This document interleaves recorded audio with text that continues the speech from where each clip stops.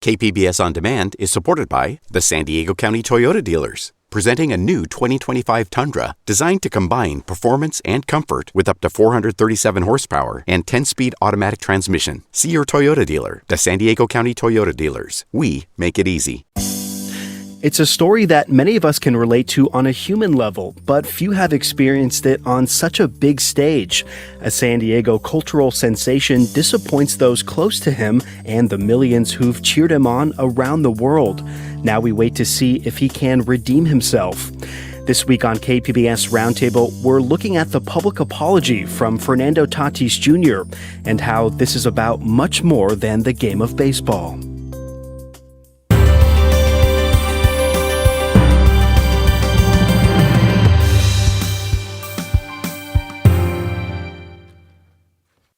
I fell to the front office, the San Diego Padres, Peter Seiler, AJ Preller. I have fell to every fan of this city. I have fell to my country. I have failed my family, parents.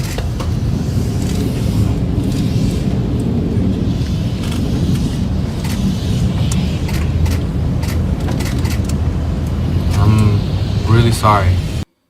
It's a big change from the smiling, laughing, slugging baseball phenom that Padre fans have grown to love. Fernando Tatis Jr., the shortstop who just a year ago graced the cover of Major League Baseball's marquee video game, now expressing sadness and remorse over how his fortunes have turned on a dime over the last couple of weeks. His contract, one of the richest in baseball history, is safe, but his cachet with fans in San Diego and beyond will take some time to rebuild. Here on Roundtable this week, we're talking about his story and how it serves as a case study in how stars deal with personal missteps when the whole world is watching. Our guests this week are Allison Edmonds, who covers sports for KUSI, Maria Torres, she covers Major League Baseball and its pipeline of young prospects for The Athletic, and Dan Good is here. He's the author of the book Playing Through the Pain. It's about the downfall of former Padres star Ken Caminiti and his well-documented use of steroids. I want to thank you all so much for being here. Allison, first question's going to go to you here. You know, we heard the story about Tatis having ringworm and using a cream that had this banned substance in it. How did we get here, and ultimately, why was he handed an 80-game suspension? Yeah, I mean, I think it's kind of crazy sitting there in front of him the other day. You know, he really just showed so much remorse. You know, people were asking him, you know, why did you use this cream? And, you know, he says the skin infection, whether or not it was ringworm, no idea. Skin infection is what he went with the other day. So, and it was very interesting, him saying that he didn't consult doctors here in the United States, that he was handed this cream, that everyone was like, did you look at the back? Did you look at the ingredients? Did you look at all these things? And he just kept saying, I messed up. So honestly, I really don't know what kind of was going through his mind. I think as a kid, you know, he was given this medicine. It was something that was making him feel good, whether it was for the skin infection, as well as maybe to relieve some of that pain from the wrist and some of these other injuries that he had, is, you know, up for negotiation. You know, I think that it was something that helped for more than just the skin infection. And I think he just kind of kept using it and didn't really think of the consequences at the time. And we kind of ended up here, and he was handed the suspension. And I think the fact that he didn't appeal said suspension really shows that whatever he did, he knows was wrong. And we kind of just have to move forward and go from there. So. Yeah, you just sort of alluded to it there. You were in the scrum there in the dugout when he was taking questions from the media. Was there anything else that stood out to you there? I mean, we did hear him say that it was the first time that he took this substance, but ultimately, did he admit to doping? He never admitted it. He had a clean test, he said, back in March. But that's a lot of months between March and July. And he was definitely still going through all that wrist recovery and stuff throughout that time. So, you know, it's one of those things that I feel like I still don't have a complete answer for, because it was not clear. But yeah, that's where we're at right now. So. And Maria, we know that you actually just got back from the Dominican Republic this week, and that's where Fernando Tatis Jr. calls home, and he's really a beloved figure there. How are people reacting there, or if they're reacting?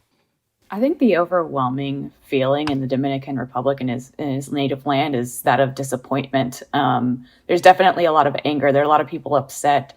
I think people generally are just kind of like disturbed that one of their like brightest shining stars, someone whose like image has been used in so many commercials, so many billboards plastered around the country, that it's kind of like he's kind of created a bad precedent. I mean, naturally, he's not the first person from that country to have been suspended for performance-enhancing drugs, but I think that, you know, he is so young, that just has made people really upset that this is the guy. I mean, this is the major league player that kids in the Dominican Republic are looking up to.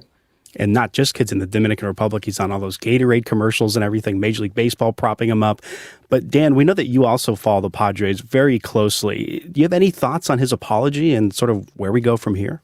His apology seemed really heartfelt. I think that really stood out to me. But really, this is an inflection point for him. This is a moment of truth. You know, he can learn from these things, these mistakes, these issues, and grow from this and become the player that, you know, his teammates and fans expect him to be. Or he can go in a different direction and really fall short of the lofty expectations that have been raised for him.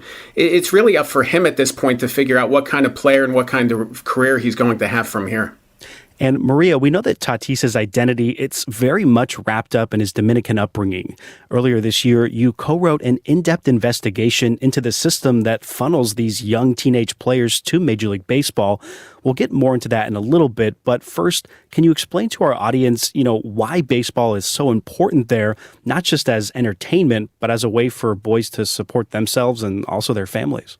The Dominican Republic is a very impoverished country. I think at the time of that investigation, I think about 25% of the population was considered impoverished. And if you ever visit the Dominican Republic and you go outside of Santo Domingo, which is the capital city, you are instantly hit with the image of, you know, little shacks all clustered together in kind of backcountry areas. They tend to like survive or sustain themselves with little pumps of water. Sometimes they even need to get new ones built. It's still a third world country. It still hasn't been fully developed.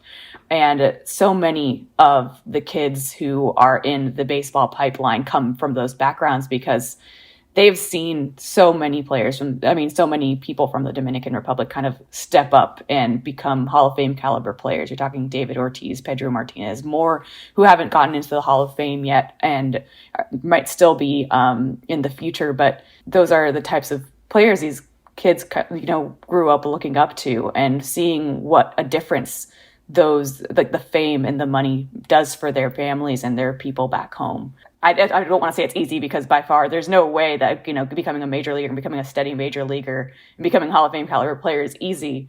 But it's almost like the easiest way for them to make sure that their families are going to be okay in the long run and, you know, kind of gain that wealth. Allison, we know that Fernando's situation is a little bit different from many growing up in the Dominican Republic. He's a second-generation MLB player. How does that shape who he is and how he approaches the game? Yeah, absolutely. You know, I think that it really came into play with this whole suspension thing, you know, when things were coming out, when stories were coming out, and there's a lot of stuff from his dad, Fernando Tatis Jr., you know, defending him, kind of saying, you know, this is what happened, this is the story, all this kind of stuff. And I think it really kind of showed the pressure that Fernando is under, not only as a young superstar of the game, but someone who is a second generation MLB player, someone who, you know, is trying to live up to those expectations, trying to be there for his family. Kind of like Maria was mentioning, it really seems like family is super important in the Dominican, especially, you know, and family is such a big thing, I know, for Fernando. And so I know he wants to be there, support his family, be there for his family. So I think that might kind of change the pressure. I think he felt pressure to get back. So I think whether this was something that he was using to improve his performance so that he could get back quicker and all that kind of stuff, I guess we'll never fully know. But I definitely think that there was that sense of like, I want to be back. I want to be there for my fans, my family. And I really want to prove that I can like carry on this legacy in the major leagues. So. And Maria, we know that you touched on this earlier, how Tatis is really a beloved figure in his hometown in the Dominican. So is one of his teammates. We're talking about Juan Soto. He's viewed by many to be at the same level or maybe even a step ahead in some areas. Both are 23 years old. How would you compare the two in terms of how they've dealt with success in their early careers? They share so much in common, but it's almost hard to compare them because Soto's background is just so different. He comes from much more humble beginnings. His father was not a Major League Baseball player. His father played rec baseball, and his family had to sacrifice a lot for him to dedicate himself to baseball. But as far as, dealing with early career success, Juan Soto has been always very level-headed, very even keel. He hasn't, when all the trade rumors were swirling around him this summer during the All-Star game and after, he never once made it seem like he was in doubt of what Washington wanted for him, what the Nationals meant to him. He was always very, very complimentary of everybody in that organization. And he's just very polished in that way. He doesn't seem to let any kind of negativity ruin anything for him. And Maria, you have a feature on Dominican baseball, and it's really an eye-opener in regards to how young boys are scouted by those associated with major league teams. I'm curious, do performance-enhancing drugs also enter the picture there early on? There's been a big effort by Major League Baseball in the last decade to try to eliminate performance-enhancing drugs in that prospect pipeline when teenagers are training to become professional players. They did that by establishing the MLB partnership program with the trainers in Latin American countries. And that program allows trainers some extra access to MLB, and it allows MLB extra access to the programs that produce a lot of these players. And that means they could show up unannounced anytime at a baseball academy and test players for steroids. And it's a big draw for MLB. It should be helpful to trainers as well, except for the fact that there are not as many trainers in the program as there are trainers in the world. And by trainers, again, I just mean those who run amateur baseball academies to prepare youth to sign professional contracts. And there's dozens, hundreds of people who work with baseball players who are not part of that partnership program. And as a result, they can get away with a lot of PEDs easily because they're not under constant vigilance. And I know that in talking with trainers in the Dominican Republic specifically, there's a lot of concern that 12-year-old kids who showed up on the scene who didn't look like anything amounting to what a prospect would be, very quickly becomes one, whether that's because he suddenly finds a little bit more power or a little bit more mileage or velocity, in his arm when he's on the mound. It happens a lot, and I know it's something that really bothers trainers there. KPBS On Demand is supported by Marrocel Design and Remodeling, helping homeowners with their home remodeling needs. From ADUs to kitchen remodels, room additions, and custom homes, Marrocel Design and Remodeling can help homeowners design and build their dream homes. More at trustyourhometous.com. You're listening to KPBS Roundtable. I'm Matt Hoffman, here with reporters Allison Edmonds and Maria Torres. Author Dan Good is also here with us, and he has an interesting contrast from a different Padres era. For those who weren't around at the time or weren't watching, just how big of a deal was Ken Caminiti in the mid to late 90s for Padre fans, Dan? He was a massive presence for Padres fans. He was really the engine that drove that team to the West title in 1996 and helped to lead them to the pennant in 1998. He brought a swagger. He brought a presence, a grittiness to the clubhouse. He was a clubhouse enforcer, and he was such a great leader during that era, during that stage of his career. In 1996, his MVP season, he tore his rotator cuff the first week of the year, and he played the entire season with a torn rotator cuff and so many other injuries. And it really sent the message to everybody else in that clubhouse that, here, follow my lead. You have to set this example. And to the fans, they love that. They ate that up. They love seeing somebody, putting themselves out there every day and playing their hardest and doing their best to help the team win. And Caminiti, he wasn't caught at the time, but he later admitted to using steroids during his career.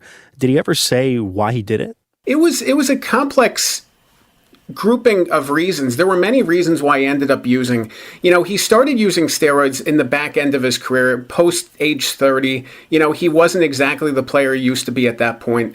Along with that, he started to doubt himself. Again, the injuries were piling up with his shoulder, his rotator cuff. He was worried he wasn't going to be able to play. He was worried he was going to not be able to help the team, and that really forced him to continue building that program and taking steroids. And he had so much success with steroids when he started using them that he didn't want to stop. He liked the way he felt. He liked the way he felt when he used them. He liked the way they made him look. He was really, bulked up, and he liked that. So there was a lot of reasons why he started using, and there was a lot of reasons why he kept using. But ultimately, they worked and they helped him. And based on what we heard Tuesday, Fernando Tatis Jr. took a positive step forward, but this can go many ways, and it remains to be seen how this will eventually end up. We know how Caminiti's story ended. His life unraveled, unfortunately, with drug addiction and other problems. Any insight on how the Padres may or may not be using his legacy, as like a cautionary tale for current players? People have used his story as a cautionary tale at numerous times throughout the past 20 years. I know in 2002, Bruce Bochy, then the manager of the Padres, brought Ken back to spring training to talk to the players, talk to his, former teammates, some of them, about the struggles he was facing and the difficulties, and then when Josh Hamilton was having his issues, I know that Ken was used as a cautionary tale at that point. I don't know that Fernando's in that ballpark yet. I don't know that we can definitively say that he's following that path, but I think we look at the yellow flags, we look at the issues popping up, the immaturity, and some of those things were things that popped up during the early part of Ken's career with, he was showing up late to spring training or he got arrested for DUI, and those were causes for concern. I think in Fernando's case, similarly, you're seeing causes for concern, maybe not in the same avenue, but, these are signs of immaturity, signs of, issues underneath the surface, and hopefully he can learn from these things and move forward, because there's a lot of players who do have issues early in their careers, straighten themselves out and go on to have wonderful careers. So I do think he's at a stage where this is a chance for him to regroup and kind of become the player and person he needs to be. One thing that's definitely changed between now and then is money. Tatis in particular, he's going to be paid in excess of $300 million by the Friars. What do any of you think about, how that kind of money can change someone's mentality and how they make decisions about their work? And if we can, we'll start with Allison or Maria here. Yeah, I absolutely think that, when you're given that much money at such a young age, I think it comes with kind of what I was saying earlier. I feel like it kind of comes with a lot of pressure to perform and that kind of stuff. Not only do you have this much money to, kind of use at your own will, buy new cars, buy houses, all that kind of stuff. But it also comes with the pressure, like, I'm the face of this team. I have $300 million, this huge contract, the biggest contract the Padres have ever given out. I'm the face of Gatorade. I'm the face of all these things. And so I think that kind of changes it from the beginning. And I think even now, he knows, the other day talking about all the sponsorships, people were like, you have all these sponsorships, you're the face of baseball. How does this, you think, change your image moving forward? And I think that money, regardless of the money, just his entire image, he knows that he has to live up to expectation. His response was, I'm going to give people a story to believe in me again, so I think his mentality really now moving forward is like, hey, I'm going to go out there and be the best I can be. And I think it's kind of, instead of more of like a following a path, maybe the wrong way, I think he's really going to work hard to come back and be stronger than ever and earn that money and earn that contract and earn the kind of respect back of the baseball world. And Maria, anything to add here? I think generally speaking, these big contracts don't tend to make players feel like they're complacent. It does, like Allison mentioned, just the pressure of living up to it definitely sets in. I think you've seen, in Anaheim, for instance, with Mike Trout, I don't think he's ever felt like he could, take his foot off the gas there. Obviously, there's been a lot that has happened in that with that franchise since that contract was signed, but it's not been for his lack of trying. It's not been for his lack of effort. And if anything, it kind of makes players work harder. It motivates them to really live up to, what the team is doing there with those contracts. Yeah, and you mentioned a lot has changed since he signed that contract, and that's why fans were so excited and also so disappointed to have Tatis back in this big three. But Dan, we know that the steroid era in the 90s and 2000s, it remains a sore spot in the game. Some of the biggest stars from then, like home run king Barry Bonds, they're still not accepted into the Hall of Fame. Do you think that this stigma will carry over or has carried over into this, new generation? I think the stigma has diminished in some ways, and you look at David Ortiz being elected to the Hall of Fame despite failing a drug test in 2003.